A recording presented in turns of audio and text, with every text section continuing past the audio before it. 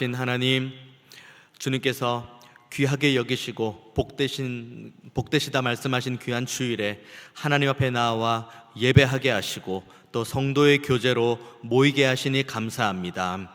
우리의 모임 가운데 하나님 늘 함께 하셔서 말씀 가지고 교제하고 주님의 이름으로 찬양하며 기도할 때 하나님께서 우리에게 예비하신 큰 은혜를 허락하여 주옵소서. 이 시간 오후 예배로 함께 모였습니다. 우리 모두에게 갈급한 심령을 허락하시고 하나님 말씀 받을 때에 이 말씀 붙들고 살아가겠다는 결단 있는 시간 되게 하여 주옵소서. 감사드리고 살아계신 예수님의 이름으로 기도하옵나이다. 아멘. 유언이라 함은 굉장히 무거운 말씀입니다. 그래서 유언을 받았다, 유언을 했다 그러면은 그 유언을 받는 사람은 진짜 무슨 일이 있어도 그 말씀은 가급적이면 지키려고 노력을 합니다. 우리의 조상 아니면 우리의 부모님, 우리의 믿음의 선배님들이 이제 그 하나님의 부르심을 받기 전에 우리에게 만약에 유언의 말씀을 주셨다면 그 말씀이 지금 내 믿음의 수준, 내 신앙의 연조에 비해서 이걸 내가 감당할 수 없는 말씀처럼 보일지라도 그래도 우리는 지켜나가기 위해서 노력합니다. 찬송가 314장이 있습니다. 제가 장례를 다니면서 입관 예배, 발인 예배 할 때 즐겨서 하나님 앞에 영광 올려드리는 찬양입니다. 왜냐하면 가사 자체가 천국에 대한 소망이 있기 때문입니다. 특별히 3절 말씀 이렇게 되어 있습니다. 찬송가 3절, 이 세상 떠날 때 찬양하고 숨질 때 하는 말 이것일세, 다만 내 비는 말 내 구주 예수를 더욱 사랑 더욱 사랑. 아멘. 이렇게 이제 찬송가 314장의 가사가 그렇게 되어 있습니다. 결국 우리가 이 세상을 떠나서 하나님 나라 갈 때 우리가 가져가는 건 하나님 나라 백성의 이 믿음, 그리고 하나님을 향한 사랑, 그거 외에는 우리가 가져갈 수 있는 게 없습니다. 우리가 이 땅에서 많은 소유를 가지고 있다 해도 그 소유를 가지고 하나님 나라에 갈 수가 없고, 그리고 우리가 가지고 있는 이 땅에서의 지위, 명성, 사람들의 수많은 존경, 이런 것들도 결국은 우리가 하나님 나라 갈 때는 다 내려놓고 가야 되는 겁니다. 다만 우리가 하나님의 그 심판대 앞에 섰을 때 우리를 중보하시는 우리 주 예수님께서 우리의 변화된 신분, 그리고 우리가 이 땅에서 살았을 때에 주님 주신 말씀, 그리고 주님을 향한 믿는 믿음으로 살아가는 그 모습만 가지고 우리는 심판대 앞에 서게 되고, 그 심판대 앞에 섰을 때 하나님께서는 우리의 의로운 모습을 보고 잘하였도다 착하고 충성된 종아 라고 이야기를 합니다. 결국 우리가 이 땅에서 붙들고 살아가야 될 것은 오직 예수님 한 분입니다. 예수님을 더 사랑해야 되고, 예수님을 더 찬양해야 되고, 예수님을 더 높여드려야 됩니다. 이것이 우리의 삶의 유일한 사명이요, 우리의 삶의 유일한 이유가 되는 줄로 믿습니다. 오늘 본문, 그리고 이제 저와 여러분이 이번 한 주간 나누게 될 말씀은 신명기 말씀입니다. 신명기는 모세의 유언과도 같은 설교가 기록되어 있습니다. 결국 모세는 약속의 땅 가나안 땅으로 들어가지 못하죠. 그리고 출애굽 1세대 분들은 다 광야에서 죽임을 당했죠. 그리고 출애굽 2세대들, 그리고 여호수아가 이제 요단을 건너 가나안 땅으로 가게 됩니다. 모세는 안타까움도 있고 아쉬움도 있고 수많은 마음들이 그 마음에 교차를 합니다. 그 가운데 유언처럼 이스라엘 백성들에게 주시는 말씀, 어쩌면 이 말씀이 지금 이 자리에 앉아있는 저와 여러분에게도 주시는 하나님의 말씀인 줄로 믿습니다. 그래서 이 말씀을 우리가 붙들고, 그리고 이 말씀을 머릿속에 새기고, 이번 한 주간 저와 여러분이 신명기 말씀을 한 장 한 장 읽어 나갈 때에, 그래, 나는 하나님의 백성이야, 나는 하나님의 자녀야, 나는 그리스도인이야, 이 믿음 가지고 어떻게 하면 더 하나님께 영광 올려드릴까? 어떻게 하면 하나님을 더 사랑하는 자리에 있을까? 어떻게 하면 하나님 앞에 영광 올려드리는 자리로 나아갈 수 있을까? 이 믿음의 결단으로 살아가는 귀한 한 주 되시기를 주님의 이름으로 축원드리겠습니다.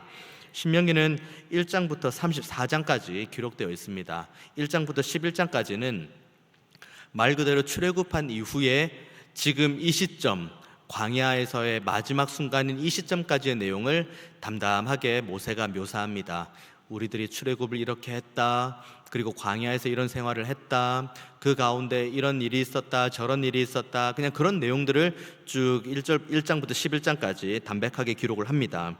그리고 12장부터 28장까지는 특별히 이 모든 여정을 지내는 가운데 하나님께서 이스라엘 백성들에게 언약을 주신 내용을 특별히 강조하고 있습니다.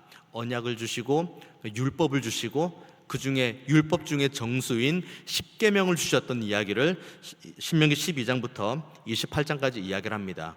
모세가 이스라엘 백성들에게 십계명을 받았다, 그리고 율법을 받았다, 그 얘기를 굳이 이 시간에 왜 하냐면 너희들이 이제 가나안 땅으로 들어가게 될 것인데 그 땅에서 너희들이 지켜야 될 유일한 말씀은 하나님의 말씀밖에 없다. 이것을 강조하기 위해서 신명기 12장부터 28장까지는 그 말씀을 주고 있습니다. 가나안 땅으로 들어가면 이스라엘 백성들은 모르죠. 그런데 하나님은 압니다. 가나안 땅에 그 만연하게 펼쳐져 있는 우상 숭배, 그리고 죄악에 관영한 모습, 죄가 말 그대로 그 뼛속까지 스며들어 있는 그 가나안인들의 모습, 거기를 이스라엘이 정복해야 되는데 만약에 하나님의 말씀으로 겸비되지 않고 하나님의 말씀을 마음 가운데 말 그대로 미간에 새기지 않고 그것을 날마다 묵상하지 않으면 그러면 이들은 언제든지 가나안 땅에서 넘어질 수밖에 없다는 것을 하나님은 너무 잘 알고 계십니다. 그래서 모세가 신명기 중반부에 그 얘기를 합니다. 그리고 마지막 신명기 29장에서 34장까지는 이제 이스라엘을 향한 축복의 말씀이 나옵니다. 하나님의 말씀으로 순종하는 이는 복을 받고 하나님의 말씀을 들었음에도 불구하고 순종하지 않으면 그 사람은 저주를 받는다. 이것이 신명기 29장에서 34장까지의 핵심입니다. 결국 모세가 이스라엘 백성들에게 주기 원하는 하나님의 말씀은 우리는 하나님의 언약을 직접 받은 하나님의 백성이다. 우리는 하나님의 사랑을 받는 이들이다. 지금도 하나님의 안위를 경험하는 이들이다. 그렇기 때문에 너희들은 절대로 하나님의 말씀에서 떠나지 말고 하나님 말씀을 마음판에 새기고 하나님의 은혜대로 하나님 주시는 인도하심대로 살아가야 된다. 그 말씀을 지금 신명기를 통해서 하기 원하시는 겁니다. 왜 이렇게 됐을까? 며칠이면 갈 수 있는 거리를 40년이나 돌았습니다. 그 이유를 거슬러 올라가 보면은 민수기 13장 그리고 14장에서의 내용이 나오죠. 12지파에서 대표를 한 명씩 뽑습니다. 그리고 가나안 땅을 정탐하게 합니다. 그 정탐한 일수가 40일입니다. 40일 동안 정탐꾼들이 와서 정탐을 하고 돌아와서 이제 12명이 보고를 합니다. 정말 비옥한 땅이다. 너무 좋은 땅이다. 이 땅에 이와 같은 비옥한 땅이 또 있을 수 있나? 우리가 가지고 온 포도를 보아라. 이 포도의 알맹이를 보아라. 이렇게 큰 포도의 알맹이를 너희들이 본 적이 있냐? 본 적이 없지? 이것이 곧 우리가 하나님께서 우리에게 약속하신 젖과 꿀이 흐르는 땅 가나안 땅이다. 이것은 12명의 공이 이야기를 했습니다. 문제는 그 다음이에요. 근데 그 중에 나머지 10명이 그런데 그들과 전쟁을 하면 우리가 이길 수가 없을 것 같아. 그 얘기를 하는 거예요.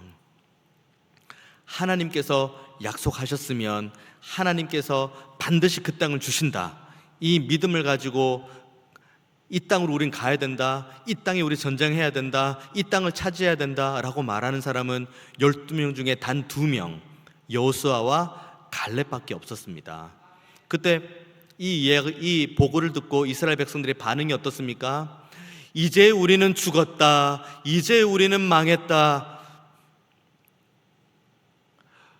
그리고는 그 다음 그들의 행보가 무엇입니까? 나름의 두령을 세워서 그 두령들을 이끌고 다시 어디로 돌아갑니까? 애굽으로 돌아가려고 합니다. 이 순간을 보시는 하나님의 마음이 어떨까요? 10가지 재앙이 하늘에서 쏟아졌어요. 출애굽하는 과정 가운데 홍해의 기적을 보았습니다. 물이 없다고 해서 물을 내어줍니다. 먹을 것이 없다고 해서 먹을 것을 내어줍니다. 낮에는 덥고 밤에는 춥고 그럴 것 같아서 하나님께서 미리 구름 기둥과 불 기둥으로 밤에는 따뜻하게 낮에는 시원하게 다닐 수 있도록 해주셨습니다. 심지어 이 민수기 이 상황이 벌어지는 이 시점에도 구름 기둥과 불 기둥 만나와 메추라기는 여전히 날마다 이스라엘과 함께 했습니다. 그런데 이들의 결정이 무엇입니까? 다 죽게 생겼다. 아이고, 그들과 전쟁하다 우리가 죽게 생겼네. 포도송이가 큰들 그게 무슨 의미가 있어? 내가 죽게 생겼는데 돌아가자. 종되었던 곳, 우리가 노예로 있었던 곳, 하지만 그들 머릿속에는 어느 순간 좋은 추억으로 남은 그곳, 우리가 그 가마 옆에서 고기를 구워 먹었던 그 아름다운 추억이 있지. 우리가 거기 있을 때는 고기도 맛있게 먹었지. 왜곡된 기억이 그들에겐 추억이 되었고, 이제는 그들이 하나님께서 주시겠다고 약속하신 젖과 꿀이 흐르는 땅과는 전혀 상관없는 말 그대로 역주행을 하려고 합니다. 그때 하나님께서 진노하시죠. 그리고 뭐라고 말씀하십니까? 너희들이 40일 동안 그 40일 동안 가나안에서 정탐했지. 그 일수에 하루에 연수를 더해서 40년 동안 너희는 광야에서 헤매게 될 것이다. 그렇게 말씀을 합니다. 그리고 불평하고 원망했던 그 출애굽 1세대 너희들 중에 단 한 명도 저쪽 안으로 들어가지 못할 것이다. 여호수아와 갈렙 말고요. 그리고 이들이 늘 말했던 거 있잖아요. 하나님 앞에 불평하고 원망할 때 말했던 것, 우리가 여기서 죽게 생겼다, 우리가 여기서 이제 고통하게 생겼다. 너희들 말대로, 너희들이 불평한 대로, 너희들이 원망한 대로, 결국 그들은 광야에서 불평하고 원망한 대로 거기에서 광야에서 모두가 다 죽었습니다. 자, 그렇게 40년의 세월이 지났죠. 가만히 한번 생각을 해봅니다. 출애굽을 했어요. 그리고 며칠 만에 갈 거리를 40년 동안 헤맸습니다. 그리고 그 가운데 출애굽 1세대는 모두가 다 죽었어요. 인간의 상식적으로 이스라엘 백성들의 수가 많아질 수 있는 상황일까요? 아니면 많아질 수 있는 상황이 안 되나요? 인간적인 기준으로 봤을 때는 많아질 수가 없죠. 무슨 이 집을 잘 짓고 건물을 짓고 거기에서 비옥한 땅을 갈면서 지내는 것도 아니요. 그리고 출애굽 1세대는 그들의 원망으로 인해서 이 광야에서 다 죽는다고 이야기를 하고, 그리고 40년 동안 그 시간들을 만나와 메추라기를 먹어가면서 하나님께서 허락하시는 물로 마시면서 그 시간 동안 다니는데, 인간적인 관점이라면 이들은 절대로 창대해 줄 수가 없는 구조가 지금 이스라엘의 구조입니다. 그런데 오늘 본문 10절에서 11절 말씀 뭐라고 이야기합니까? 너희의 하나님 여호와께서 너희를 번성하게 하셨으므로 너희가 오늘날 하늘의 별같이 많거니와 너희 조상의 하나님 여호와께서 너희를 현재보다 1000배나 많게 하시며 너희에게 허락하신 것과 같이 너희에게 복 주시기를 원하노라. 인간적인 관점으로는 이게 있을 수가 없는 일이에요. 1세대가 다 죽었습니다. 그러면은 그러니까 숫자를 세봐도 그 수보다는 작아져야 되는 게 맞는 거겠죠. 그들의 삶의 형편이 광야에서 엄청나게 나아졌을 리도 없죠. 그런데 오늘 본문은 뭐라고 이야기합니까? 너희가 번성해졌다. 너희가 오늘날 하늘에 별같이 많아졌다. 그 이유를 11절 뭐라고 이야기합니까? 너희 조상의 하나님 여호와께서 너희를 현재보다 1000배나 많게 하시며 너희에게 허락하신 것과 같이 너희에게 복 주시기를 원한다. 우리는 이 위대하지만 이 놀라운 진리 앞에 순종하지 못하는 모습이 더 많이 있습니다. 하나님께서 우리에게 주시는 말씀은 어쩌면 너무 단순해요. 우리에게 말씀을 주셨어요. 창세기부터 계시록까지. 성경 66권을 주셨습니다. 그리고 우리에게 말씀하십니다.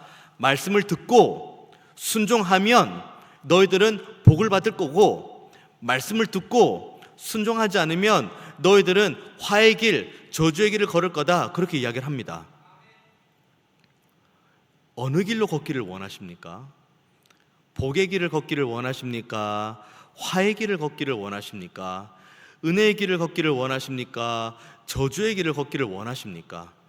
우리 중에 그 누구도 목사님, 저는 저주의 길을 걷겠습니다.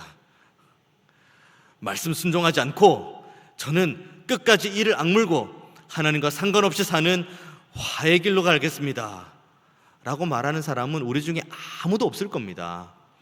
모두가 다 복된 길로 가기 원하죠. 모두가 다 은혜의 길로 가기 원합니다. 그러면 우리가 가야 될 길은 하나밖에 없어요. 이 광야 가운데서도 1000배나 많게 하고, 그리고 하늘의 별과 같이 많은 자손의 수를 많게 하신 그 하나님께 우리는 나아가야 되는 겁니다. 그리고 지금 나에게 하나님 어떤 말씀을 주실까? 오늘 나에게 주시는 하나님의 말씀은 무엇일까? 이 말씀을 통해서 나의 어떤 삶이 변화되어지기 원할까? 내가 가지고 있는 죄악 중에 어떤 부분이 지금 이 시간 내려놓아지기를 원할까?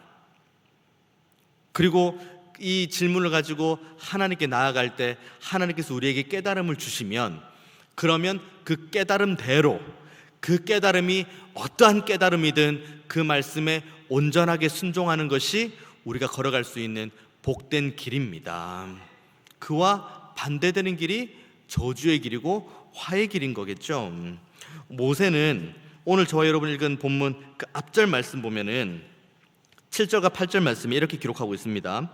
방향을 돌려 행진하여 아모리 족속의 산지로 가고 그 근방 곳곳으로 가고 아라바와 산지와 평지와 네겝과 해변과 가나안 족속의 땅과 레바논과 큰 강 유브라데까지 가라. 내가 너희의 조상 아브라함과 이삭과 야곱에게 맹세하여 그들과 그들의 후손에게 주리라 한 땅이 너희 앞에 있으니 들어가서 그 땅을 차지할지니라. 이 땅은 지금 말하는 시점은 요단강을 건너기도 전의 시점이에요. 그런데 이 지금 7절과 8절에 나와 있는 땅의 경계는 이스라엘의 위대한 왕이라고 평가받는 다윗 때에도 이 정도 땅을 소유할 수는 없었습니다. 다윗 때에도 이 정도 지경은 이스라엘 땅은 아니었습니다. 하지만 모세가 요단을 건너기 전에 이 말씀을 하십니다. 그것도 무엇에 근거합니까? 아브라함의 하나님, 이삭의 하나님, 야곱의 하나님, 그 하나님께서 주신 은혜대로 너희들이 이 땅을 받게 될 것이다. 지금 이 말씀을 우리에게 하고 있는 겁니다. 하나님께서 우리에게 주신 약속의 말씀이 있습니다. 그러면 그 말씀은 반드시 이루어집니다. 왜냐하면 하나님은 신실하신 분, 하나님은 말씀을 시건하지 아니하시는 분, 그리고 하나님께서는 모든 약속에 신실하게 감당할 수 있도록 전능하시고 전지하신 분이 바로 저와 여러분이 함께 믿고 있는 아버지 하나님이기 때문입니다. 약속의 말씀을 붙들고 은혜의 말씀을 붙들고 이 말씀을 더 순종하는 자리, 이 말씀을 더 사랑하는 자리로 나아가는 저와 여러분 되기를 원합니다. 별과 같이 많아져요. 그래서 모세가 이야기합니다. 내가 이 짐을 다 감당할 수 없다. 9절의 말씀이죠. 그래서 각 지파 중에 온전하게 세워질 사람들을 다 세우라고 이야기를 합니다. 지파요, 수령이요, 두령이요, 재판관이라고 이야기를 하는데 이들의 역할은 16절부터 나옵니다. 16절 말씀 제가 읽겠습니다. 내가 그때 너희의 재판장들에게 명하여 이르기를 너희가 너희의 형제 중에서 송사를 들을 때에 쌍방간에 공정히 판결할 것이며 그들 중에 있는 타국인에게도 그리할 것이라. 재판은 하나님께 속한 것인즉 너희는 재판할 때에 외모를 보지 말고 귀천을 차별 없이 듣고 사람의 낯을 두려워하지 말 것이며 스스로 결단하기 어려운 일이 있거든 내게로 돌리라. 내가 들으리라 하였고. 결국은 송사의 공정함을 이야기하는 겁니다. 재판을 하는데 약자가 있고 강자가 있어요. 그러면 재판관이 강자 쪽에 마음을 두는 것 아니라고 이야기를 하는 겁니다. 물론 약자가 잘못했으면은 강자의 편을 드는 게 맞는 거겠죠. 하지만 강자라고 강자의 편을 들고 부유한 자라고 부유한 이들의 편에 드는 것이 아니라고 이야기를 합니다.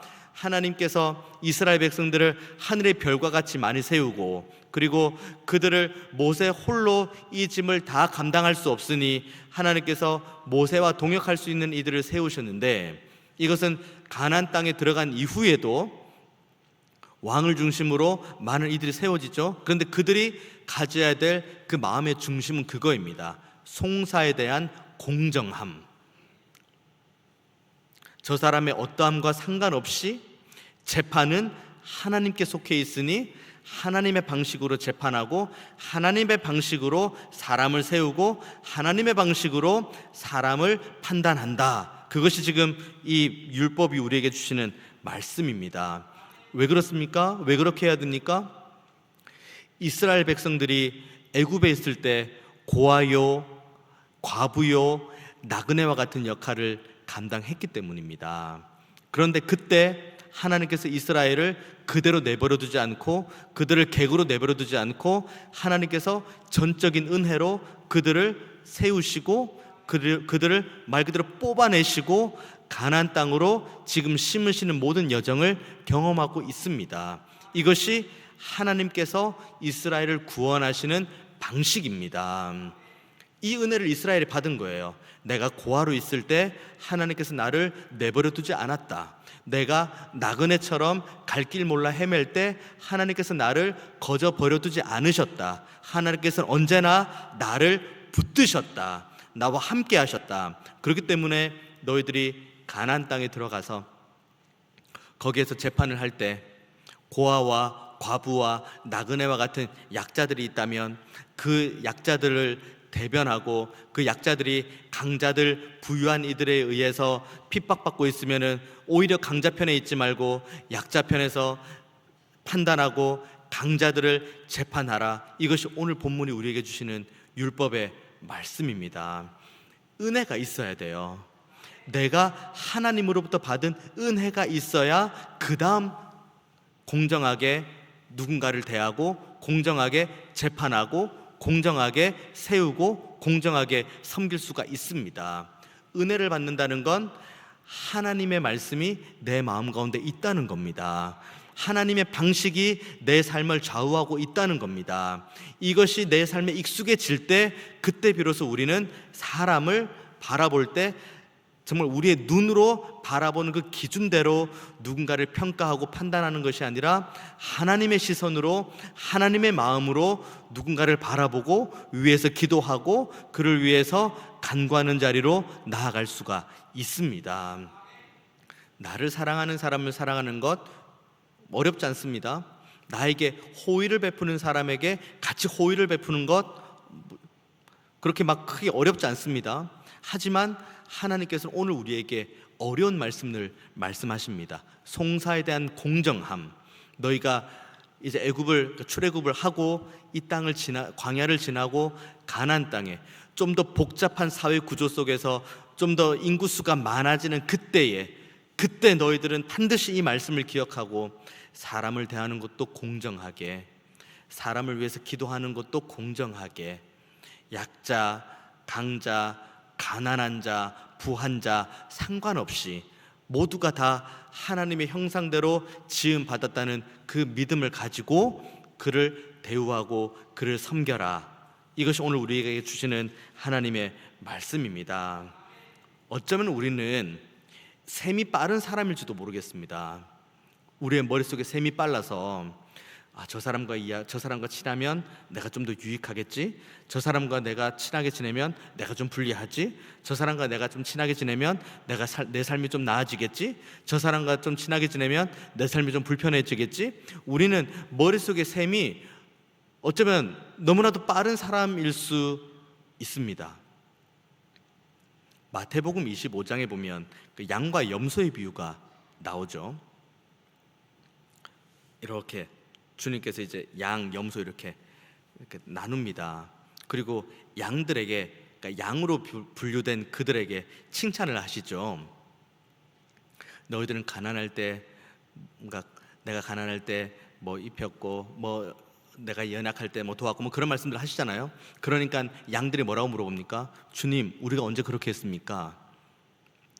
지극히 작은 자에게 한 것이 곧 나에게 한 거다, 그 말씀합니다. 그리고 염소에게도 똑같이 이야기를 합니다. 너희들은 내가 가난할 때 채우지 않았고 내가 힘들 때 돕지 않았고 뭐 그런 얘기를 합니다.